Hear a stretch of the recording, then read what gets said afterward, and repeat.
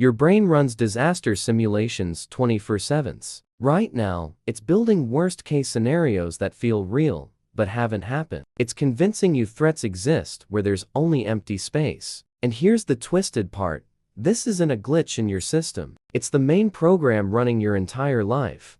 How your mind became a threat detection machine gone rogue. Think about the last time you couldn't sleep because your brain kept replaying something that went wrong or something that might go wrong tomorrow. That's not insomnia. That's your threat detection system working overtime, scanning for danger in a world that's mostly safe. Your ancestors needed this. You're paying the price for inheriting Stone Age software in a digital age. Here's what's happening. Your brain evolved to keep you alive, not happy. Every neural pathway, every automatic response, every gut feeling is designed to spot threats before they spot you. Problem is, modern threats aren't saber-toothed tigers. They're awkward conversations, missed deadlines, social media notifications. But your brain treats them all the same, like life or death situations. And it gets weirder. Your mind doesn't just react to real danger, it manufactures danger. It takes a neutral situation like your boss saying, "We need to talk," and instantly generates 15 catastrophic interpretations. Fired, demoted, humiliated, replaced. None of this has happened. All of it feels real. But here's what most people miss. This constant threat simulation burns energy. Massive amounts. Your prefrontal cortex, the part responsible for rational thinking, creativity, problem solving, gets hijacked by the amygdala, your brain's alarm system. You're literally running on emergency power mode all day, every day. And it's exhausting you. So why does your brain do this? Because historically, the humans who worried survived. The relaxed ones, they became lunch. Your anxiety isn't a personality flaw, it's an evolutionary inheritance. Your great-great-great-grandfather's paranoia is now your default mental state. Only here's the brutal truth nobody talks about. The threats that kept your ancestors alive are extinct. But the threat detection system? Still running at full capacity, searching for predators in PowerPoint presentations and passive-aggressive text messages. Your brain is solving problems from 50,000 years ago while you're trying to live in 2025. And the most unsettling part, you've become so used to this constant state of alert that silence feels dangerous. Peace feels suspicious. When things are actually going well, your brain starts searching for what's about to go wrong. It's like living with a paranoid roommate who never sleeps and keeps waking you up to check if the doors are locked. What's the fake threat your brain created today that stopped you from doing something real? Why? You're addicted to problems that don't exist. Let me hit you with something uncomfortable. You might be addicted to anxiety, not because you enjoy suffering, but because your brain has learned to mistake worry for productivity. Every time you mentally rehearse a difficult conversation, every time you play out worst-case scenarios, your brain releases a hit of adrenaline. It feels like progress. It feels like preparation. It's neither. Research from Harvard Medical School found that chronic worriers show increased activity in the default mode network, the part of your brain that activates when you're not focused on the outside world. Translation: you've trained your mind to prefer internal chaos over external reality. Your brain literally gets a neurochemical reward for creating problems. And here's where it gets dark. These imaginary problems serve a hidden function. They keep you busy. They give you something to control when real life feels uncontrollable. You can't control the economy, your boss, or other people's opinions. But you can control the narrative in your head. You can run that simulation over and over until you've solved it, except you haven't solved anything. You've just burned hours of your life fighting ghosts. Think about it this way. How many times have you spent an entire day anxious about a conversation that took 3 minutes and went fine? How many sleepless nights worrying about an outcome that never happened? Your brain convinced you those scenarios were real threats. You mobilized your entire nervous system. Stress hormones flooded your bloodstream, all for something that existed only in your imagination. But here's the twist that changes everything. Your brain can't tell the difference between a real threat and an imagined one. When you visualize failure, your body responds as if you're actually failing. When you imagine rejection, your nervous system activates the same pain centers as actual social rejection. You're literally experiencing trauma from events that never occurred.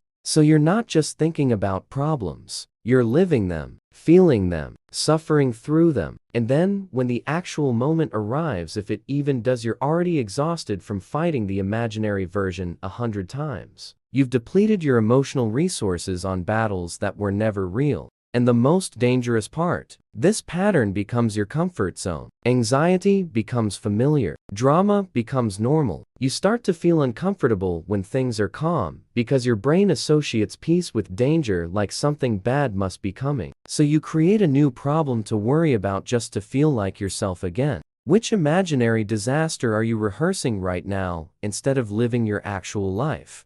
What if your worst fears are just bad predictions? Here's something that'll mess with your head. Most of what you fear never happens, and the stuff that does happen, it rarely goes the way you imagine. Your brain is running predictive software that's wrong most of the time, yet you treat every prediction like gospel truth. You're building your entire life around forecasts that have the accuracy of a broken weather app. Let's get specific. Remember that presentation you were terrified about? The one that kept you up for 3 nights, imagining every way it could go wrong? How did it actually turn out? Probably fine. Maybe even good. But your brain doesn't learn from this. Next presentation, same terror, same catastrophic predictions, same wasted energy. This is because your mind has a negativity bias. It remembers threats better than rewards. One criticism sticks with you longer than 10 compliments. One failure haunts you more than a dozen successes. Your brain is literally wired to collect evidence that the world is dangerous, even when most of your actual experiences prove otherwise. But there's something even more twisted happening. These predictions aren't just wrong, they're self-fulfilling sometimes. You imagine yourself failing, so you don't prepare properly. You visualize rejection, so you act defensive and create the very distance you feared. You anticipate conflict, so you show up already angry and trigger the fight you wanted to avoid. Your fake problems become real because you believe them first. Only here's what nobody tells you. Predictions are not destiny. They're just your brain's best guess based on incomplete information and ancient survival programming. Every time you catch yourself saying, "No, this is going to go badly," what you really mean is, "My brain is generating a threat simulation based on past data and evolutionary bias." That's not knowledge. That's speculation dressed up as certainty. And here's the part that opens everything up. If your worst predictions are usually wrong, what does that say about your best predictions? What if the good things you're afraid to hope for are just as likely, maybe more likely, than the disasters you're convinced are coming? What if you've been betting on the wrong outcomes your entire life? The fear isn't protecting you, it's just keeping you small. Drop a comment. What's one fear you've been carrying that never actually happened? How to reprogram your brain's threat system. Here's the shift that changes everything.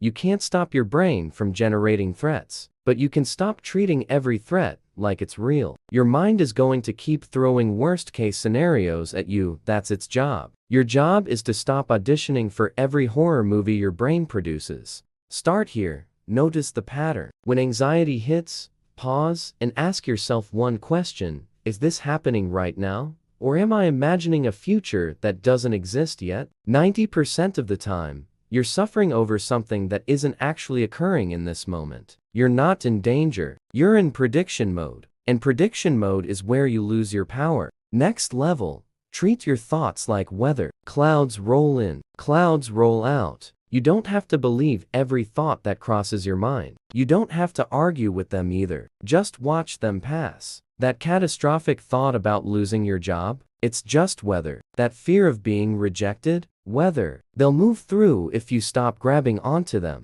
But here's where it gets practical. Redirect that simulation power. If your brain is going to run scenarios anyway, give it better material. Instead of rehearsing failure, rehearse competence. Instead of visualizing disaster, visualize yourself handling challenges with clarity. You're not being delusional, you're using the same neural machinery, just pointing it in a different direction. And here's the deeper truth most people never reach.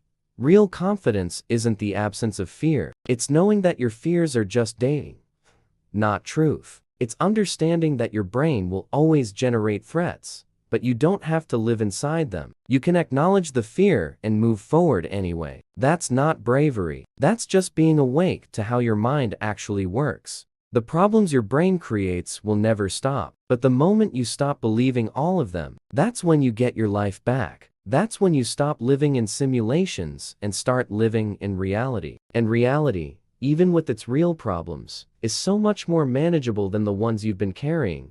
Your mind will keep creating problems. The question is, will you keep living them? Real talk.